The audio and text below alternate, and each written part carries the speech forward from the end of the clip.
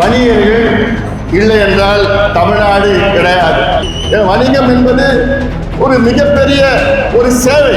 அந்த சேவையில அரசியல் இருக்கக்கூடாது, ஜாதி மதம் இனம் மொழி வேறுபாடெல்லாம் இருக்கக்கூடாது. எல்லாத்துக்கும் எல்லாம் கிடைக்கணும், கிடைக்காதவங்களும் கிடைக்கணும். ஒரு உதாரணம், ஒன்று உழவர்கள், இரண்டாவது நெசவாளர்கள், மூன்றாவது வணிகர்கள். இந்த மூணு தான் நம் தமிழ்நாட்டுடைய முதுகெலும்பு. வணிகர்கள் இல்லை என்றால் தமிழ்நாடு கிடையாது.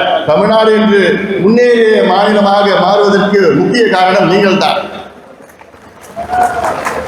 ஒரு உதாரணம், கடந்த ஆண்டு தமிழ்நாட்டுடைய மொத்த அரசு வருவாய் 3,31,000 கோடி.